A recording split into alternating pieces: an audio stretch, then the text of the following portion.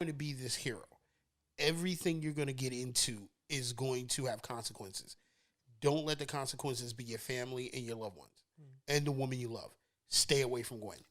And I mean, for the most part, he tried that through even out what the last scene. I mean, you can't tell me the last scene of the first one where Gwen's at the funeral and he's literally trying to stay away from Gwen. Like, he doesn't even sit at the funeral. He's just like, he's off in the distance, just looking at her, looking like a wet dog, like waiting to say, hey, and at the end, she realizes what he is and then forgives him. And remember what she says, he made you promise, didn't he? Didn't he? And then he doesn't even say anything. So you kind of like got that when they were talking about it. I mean, each one has its merits, but for me, it's going to be Garfield. Yeah, but he was more. But in that case, they almost made it seem like the dad was more Uncle Ben to him than. No, that's why. Yeah, that's why I said he got two mentors in that. Yeah. He got Uncle Ben, and then he got. I forgot what was Gwen Stacy's dad's first name. Well, we just call him Captain Stacy. Captain Stacy. So he got Captain Stacy. Dennis Leary. Yeah, yes. He got Captain Stacy towards the end. He didn't have to go through there just listening to Uncle Ben's words. He had Captain Stacy, even though he was kind of like, keep your dick and your superhero just out of my daughter, okay? Like, that's what I need you to do. I want to bring up one more thing about Tobey's performance. I want everybody to really check out and Spider-Man 1. And it's the song Danny Elfman's composition Alone, when after the graduation. And you see him in that bed by himself crying, and Aunt May comes in. And I think Spider-Man 1 had the best Aunt May too, Rosemary Harris. I really think she was like one of the best Aunt Mays. Like, she played that real old, comforting Aunt May compared to Sally Field and I don't know what was it, Mercer? Tomei. Nah, don't get it twisted. People just like her because she's hot. Yeah, that's what I want to say. Like, not for nothing. Like, no, she can act. Don't get me wrong. No, she can act. Yeah. I'm not saying that, but I'm just saying, like, I agree. I think the first one was better on May. Yeah, hold on. So you like your Aunt May's like old and decrepit? Well, that's how she was, though, wasn't she? I mean, no, but that's the way it is in the comic book. Yeah. Even in the then again, in the Ultimate Universe, they kind of like de-aged her down. Yeah, due to the fact that Peter is young. But I kind of have to say, like, yeah, I kind of like Marissa Tomei. Like, I want to look at I feel like Tony Sauce. Like, do you look at your aunt here? Like, yo, this is a nice piece, right? What's going on with you? Like, yeah, but I want the thing with Tobey. This is my last point with Tobey. Every single character. I want my Aunt May pre-menopause. Okay? Everything with Tobey is not only just his performance, but everyone around. Yes, thank you. That's one of my points. Everybody around Tobey made it just to enhance his performance. Like Rosemary. I mean, Kirsten Dunst's Mary Jane will say was the weakest one. But look at Spider-Man 2 with him and Harry, that relationship. When Harry slapped the shit out of him. At least he got a real Harry in the first in the Tobey film. Nah, I kind of hate it. I like, even though I love what's his name, Franco. Yeah, Franco. I kind of hated that whole. Peter, you gonna tell me what happened? You know who Spider-Man? Like, come on. Like, I didn't even like the Green Goblin. William Dafoe. He was good. What? I love Green Goblin. I mean, I don't like the Green Goblins from Franco's Goblin to Garfield's Goblin when because they just seem like whiny bitches. Like, come.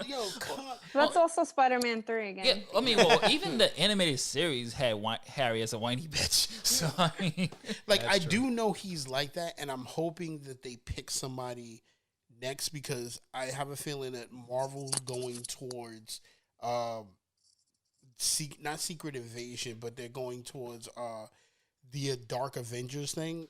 And I hate that they're going to do the Dark Avengers like these guys were on the run. No, I want them to do the Dark Avengers when Harry grabs the the Iron Patriot armor, and he puts together the Avengers with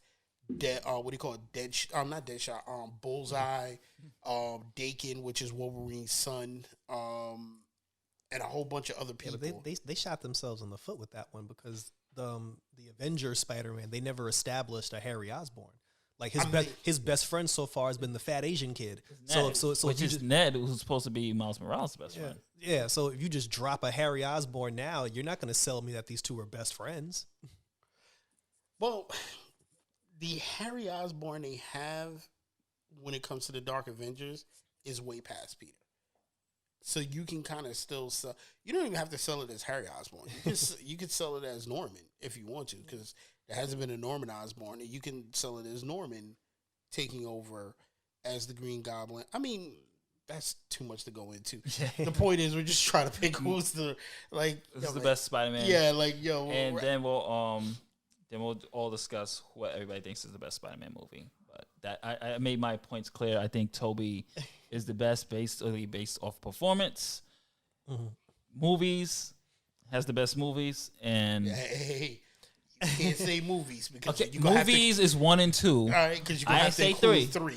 I said movies excluding 3. 3 don't exist. Okay, that never happened. But it does. No, it doesn't. I don't know what you're talking about. That never happened. But it does, and we have to live with it. No, never. With great responsibility. Yeah, no, that never happened. Like, with a shitty movie comes a shitty rating, and it goes in with your thing. Look, that was Sony's fault for getting involved in artists' creative freedom. There, that's how it is, and that's how it's gonna be. That's how. Yeah, I think it's still gonna be Garfield. I think his love, the love story between him and Gwen Stacy made it worth it. Through the whole thing, I kind of felt it more when she died. Like if Mary Jane died in the Tobey Maguire thing, I'd be like, that bitch can't act anyway. So,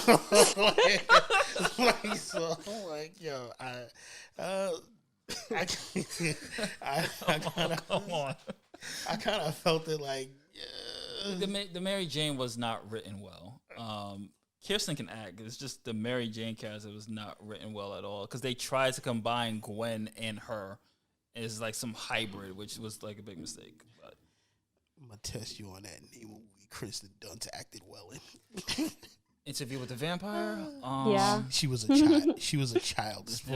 She's still Kristen Dunst. I feel like she had a few. There was she does a lot of period pieces movies that she was getting. Yeah, I love that one. Like I think it was one her with Julia Roberts is in there. I can't remember the movie. She was getting that. She's just not a good MJ. I'll give you that. You're right. I'll give you that. Yeah. All right. Jarrell and Nadia, what do you guys think? You guys I got have to a be deciding. bookload. Okay, you go go first. Okay. So I was gonna say there's so many ways to break them down. I feel like each franchise had its weak and strong points. I agree with some of the things that both of you said. But for me, Garfield is the weakest. And I think Sam Raimi's 2004 Spider-Man, Tobey Maguire is the best Spider-Man movie that will ever be made. The first one or the second one? Second one. Oh, okay. I feel like Homecoming was like the perfect coming of age story.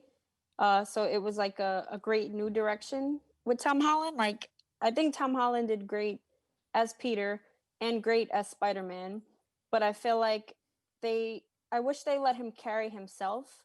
Mm-hmm. They made Tony way too important that I felt like we didn't really see any of Spider-Man's like becoming Spider-Man, if that makes sense. Like I agree. Spider-Man with Tobey Maguire did such an amazing job with like remember when he was like hopping the buildings and like falling off the wall, and like I just felt like the Holland series, it was too quick for him to become Spider-Man. There was like no web slinging. There was no like Spider-Man combat, if that makes sense. Yeah, well, didn't they kind of establish in like the Avengers Civil War that he had already been Spider-Man for a while? Like he just had the trash suit and he had already been doing everything. Yeah, but at least show us a flashback. Yeah, give us something. I just feel like he meets Tony, he gets the suit, and he's Spider-Man. Like, well, that's what all we got was a bunch of gadgets, and like they were cool, but we didn't see like Spidey senses enough. Like, I don't know. I just felt like we didn't get enough of that. I agree with that Spider. And then my other point is with Garfield, I think that movie, I think Sean mentioned it a little bit. The effects were great. So I think the strong points, not him, sorry, but the movie. I think the strong points with that I think that movie actually had the best web slinging. But back to Sam Raimi's Spider-Man with Tobey Maguire, I feel like that's the best Spider-Man film. We're not going to talk about the third, like we said, but it had like the best script, the best storyline, the best villains. Dr. Octavius, Alfred Molina was absolutely like amazing. Perfection. And the scene where that's like my other main point, like with the Tobey Maguire Spider-Man, there's so many memorable moments that I feel like are comic book movie history, like treasures. I don't remember anything about the Andrew Garfield movie. Like I probably won't watch it again, and I don't remember anything about it. Wow. But Spider-Man 2, like the subway train scene was amazing. People screaming in the street, like that was such a Spider-Man moment. When he's unmasked, when he's like when he decides to give up the Spidey suit and like he wants to try to like go back to normal, and then like later he realizes like the city still needs Spider-Man. Like I felt like all of that felt so much like Spider-Man, and we didn't really get enough of that from the other two Spideys, if that makes sense. But you didn't feel like you got that at the end of Garfield, at the end of 2, when he gives up everything for Gwen, and then even though the Rhino was trash, like, I hated everything Mecha about the Rhino? villains. yeah, like even though the Rhino was trash, but the end where the little boy, like Spider-Man's been missing for a while, and the little boy just still believes in him, and then comes out and tries to fight off the Rhino, and then he shows up after Aunt May, Sally Field gives him that wonderful As speech. great as that scene is, what type of parent is this girl? What type of parent is this mom gonna be like? I know they tried. The police is holding her back, and I'm just like, hello, little. Wait, that's the first one or the second That's one? the second one of The second Garfield. So yeah. that maybe that's also part of my point, that Raimi's Spider-Man was almost 15 years ago, and I remember scenes from that movie perfectly. And the other Spider-Man came out not that long ago, and I don't remember a single thing except that I hated Electro, I hated Gwen Stacy, and I hated Wow, everything. you hated Gwen Stacy? Like I actually just gotta say that Gwen Electro's Stacy. hoodie was on point. Yeah. I actually liked her as Gwen Stacy because I felt like their love, like compared to MJ's love story, I felt like their love story was way better. Like she at least turned, like he went through so much angst to be with her. You know, even when she's about to leave and go, you know, he didn't want her to give up her dream, and she's about to leave, and then she still tries to go help this man at the end, which costs her life, like at the end. Which I do love that they stuck to that. Like they didn't have Gwen Stacy like live and then they have to make it up. Which I'm still trying to figure out who's going to be the love. Oh, that's right, MJ is the love interest. I do like Zendaya as a love interest. Yeah, that's another reason why. as emo Jane. Yeah, I still like. That's another reason why I don't like Holland's Spider-Man that much. I'm just like, man, I just changed too much stuff up for me. Yeah. Yeah, I actually like emo MJ only because like she's so sarcastic, and like it was until the end when you're just sitting there and she was like, "No, my friends call me MJ," and I'm just like, "Okay, you know what? I like that as a little surprise, and it's not so bad because they're like you could tell like I like the twist that she liked him more than he liked her. He was too oblivious to tell, and they came together. But still, that doesn't make Holland Spider-Man like that story any better than what it is. Like, I think Holland Spider-Man has a lot of work ahead of them.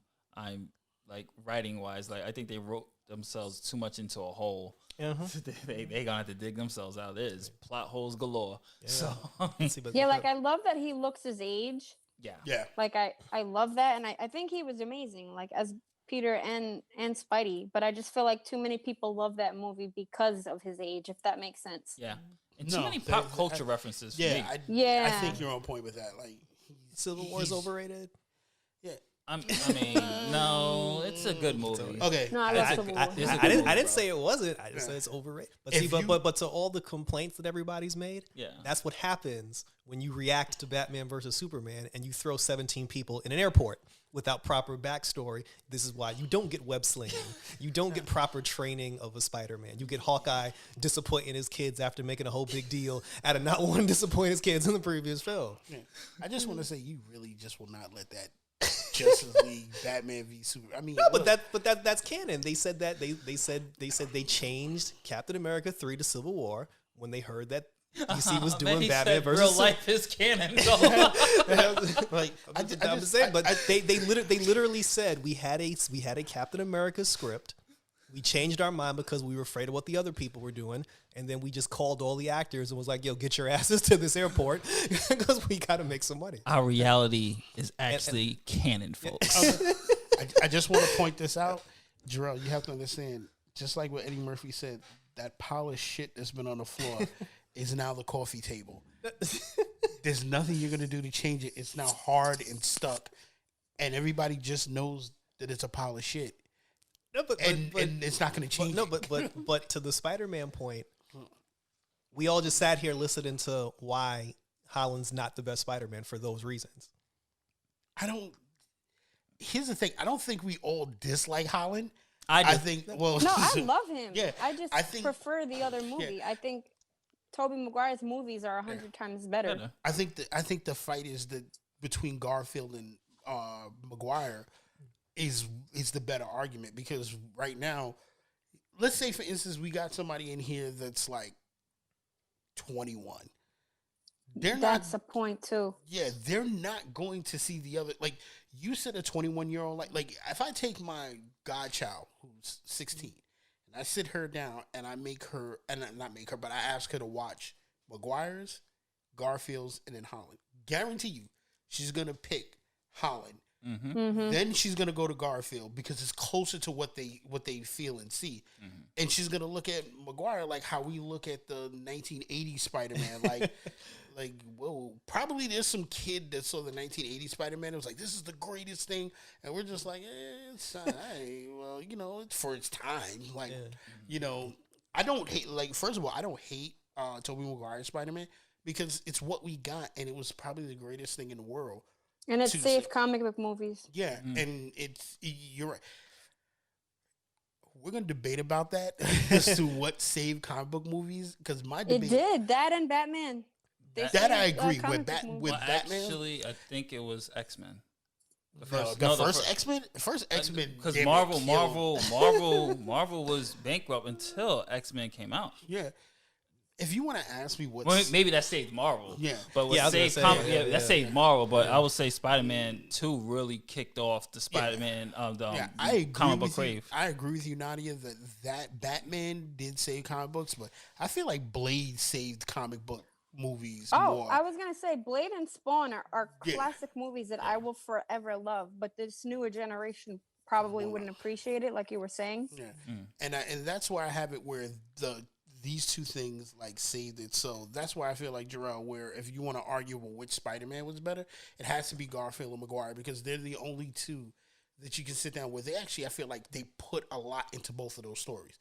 Like Raimi's story with the first one, you were just like, damn, that really is a 70s movie. But I kind of felt like Garfield came in and it was just like, okay, I didn't forget about Tobey Maguire's, but I kind of was just like, now I kind of like this better.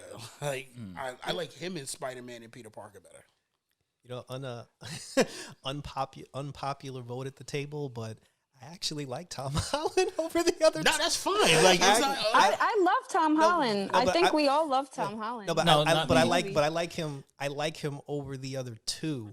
Only it's really only because I grew up with Spider-Man being a kid. So when I watched the Tobey Maguire movie, he was in high school for like 5 minutes. And then now he's living in Manhattan in some random apartment trying to get a photography job. I was like, oh, okay, well, Toby does seem a little older, but it would have been nice to see all of his high school antics, but we skipped that. But that was the original comic book story. Like, he was only in high school for like a minute when he got his power. He was actually a senior when he got his powers, and then he was in college. But we didn't see any of that though. he just fought the high school bully, and then the very next scene he was living in Manhattan. Well, so pretty much the comic book. Yeah. Like he fought the bully, he got bit, he got into his powers, and I mean, then they kind of fast forward to him going for the day-to-day. He was learning his powers. He had as the well. most character development of all of them. Yeah, he did. Yeah, he had. Because he had. Keep in mind, he got his powers. Then he went to he fought Macho Man Randy Savage. Uncle Ben dies. He starts testing to learn his powers. Then the graduation happened.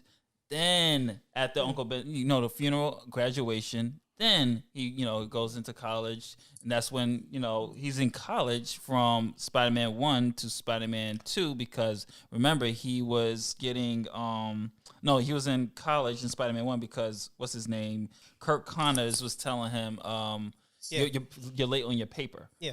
So. Yeah. See, and then with Garfield, he was in high school for the first film, and then in the second film, he graduated and went to college. I was like, okay, that's cool. I don't think he even went to college the second one. I think he was. He was working Daily Bugle because they did that Jameson email cameo. Yeah, because J.K. just too damn good. You can't replace him. Yeah, he's him for life. That's it. That's probably the best comic book casting period ever. But that's why I like Holland better because like we had a 5-year Thanos jump and he's still in high school. Like I like the fact that he looks younger than the other two. He's only in high school technically because his ass got snapped. Well, truthfully, I like his quips.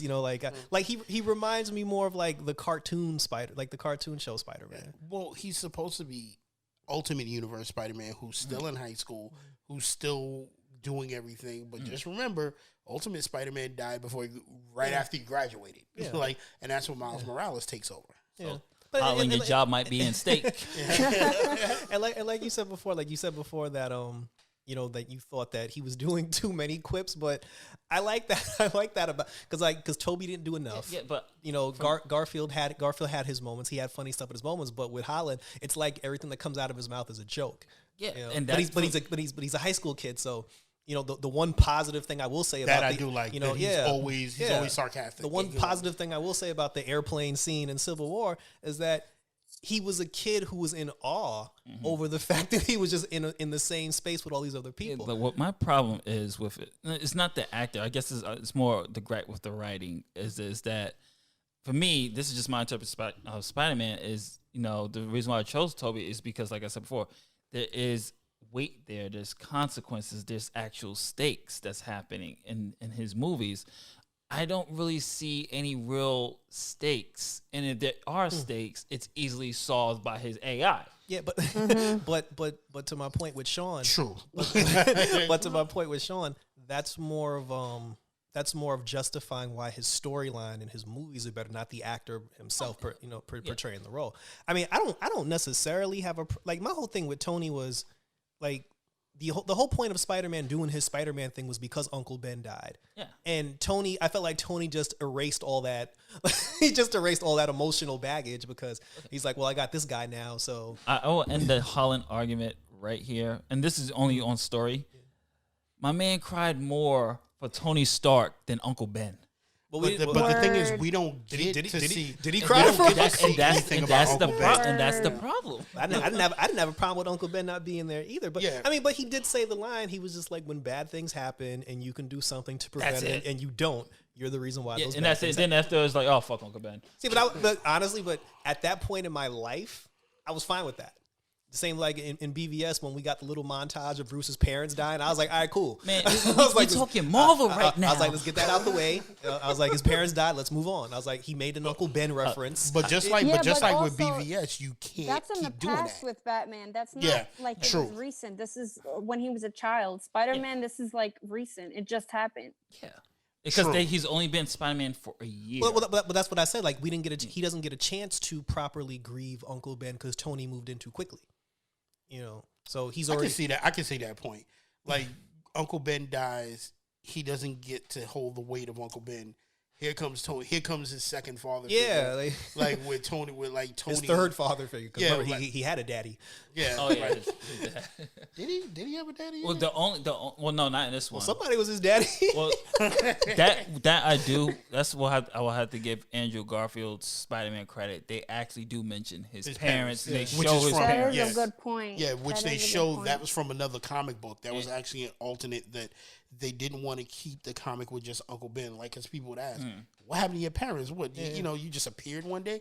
And I do like that they brought in, I forgot what Spider-Man comic storyline that was, where they talk about his dad and his mom. That apparently, I think they were agents of S.H.I.E.L.D. That in this one, in Amazing Spider-Man, I think they worked for somebody. No, I think they worked for Oscorp. They worked for Oscorp. And I think Norman had them killed. Yeah, because in the comic book I think they were agents of S.H.I.E.L.D. and they were on to something. Because there's a deleted scene in Amazing Spider-Man 2 where Peter's dad's actually alive because he comes to confront him and comfort him during Gwen's death. So they cut that out. They were like, that leaves a major hole writing. Well, you're gonna have to talk about that because I was also wondered if the guy in the trench coat was Peter's dad. No, I forgot who that was supposed to be. Oh God, I can't remember. Well, whoever that wasn't Smite. I don't think that was Allison Smite. Well, whoever it is, that person is coming back because they're not giving up on the Sinister Six storyline. But that's also why I bought him being a dick to his uncle more. So I bought it more with Garfield because they did bring up his parents. Because even with the Tobey Maguire, like whenever he's giving Uncle Ben a hard time, I'm like, dude, like, what's your problem?